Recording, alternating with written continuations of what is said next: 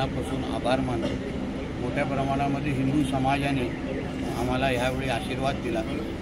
माझे भारतीय जनता पक्ष आणि महायुतीचे सर्वच कार्यकर्त्यांनी, माझ्या जवळचे सहकार्यांनी दिवस रात्र एक करून आमचं आव्हान हे नुसतं कणकवली देवगड वैभवडीपुरतं नव्हतं, पण ही लढाई भगवाविरुद्ध फतव्याची होती आणि ही लढाई भगव्यांनी अधिकृत पद्धतीने जिंकलेली आहे आणि नुसतं घासून नाही ठासून जिंकलेली आहे। हे आमचं महाराष्ट्र हे भगवादारांचं राज्य आहे आणि म्हणून राज्यात तर भगवादारांची सत्ता आलीच आहे, पण आमच्या ह्या मतदारसंघामध्ये जिथे मोठ्या प्रमाणामध्ये मुंबईतूनच नाही पण साऊदी आणि या इस्लामिक राज्यांमधून मोठ्या प्रमाणामध्ये मौलवी आले, मोठा पैसा हिंदू धर्माच्या विरुद्ध वापरला गेला, हिंदू धर्माच्या विरुद्ध द्वेष पसरवलं गेलं, म्हणून आमचा हा मतदारसंघ हिंदुत्ववादी विचाराचा मतदारसंघ ह्याच्यावर शिक्कामोर्तब झालेला आहे। म्हणून माझ्या विजयामध्ये हिंदू समाज, आमच्या परिवाराचे कार्यकर्ते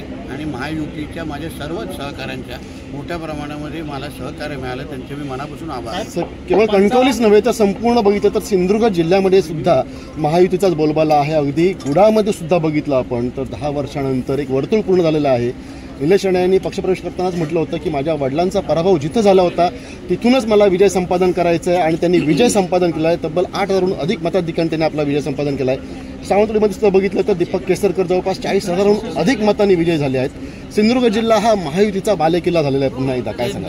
ते लोकसभेला शिक्कामोर्तब झालेलं। आमचे सन्मान्य राणेसाहेब जेव्हा इथे भारतीय जनता पक्ष आणि महायुती केलेला आहे, म्हणजे हे तीनही मतदारसंघ हे महायुतीच्या आमच्या सगळ्यात माझ्या सहकाऱ्यांनी, ज्येष्ठ सहकाऱ्यांनी मोठ्या प्रमाणामध्ये त्यांचा विजय झालेला आहे। यापुढे ज्या पद्धतीने उद्धव ठाकरे आणि त्यांचे अन्य सहकाऱ्यांनी येऊन विषारी प्रचार केला, विकासाच्या मुद्द्यावर एक शब्द काढायचा नाही पण खालच्या पातळीची टीका करायची, शिव्याशाप करायच्या आणि हे सगळे जे काही त्यांचे आजूबाजूचे जे काही त्यांनी असे बोंगे आणलेले त्यांच्यामुळे आज सिंधुदुर्गच्या जनतेला कळून चुकलेलं आहे की दहशतवाद करणारे कोण आहेत, वातावरण खराब करणारे कोण आहे आणि ज्या पद्धतीने महायुती म्हणून आम्ही हे पूर्ण आमचा प्रचार हा विकासावर केला, संयमाने ठेवला, म्हणून मला वाटतं त्या पद्धतीने जनतेने आम्हाला आशीर्वाद दिलेला आहे।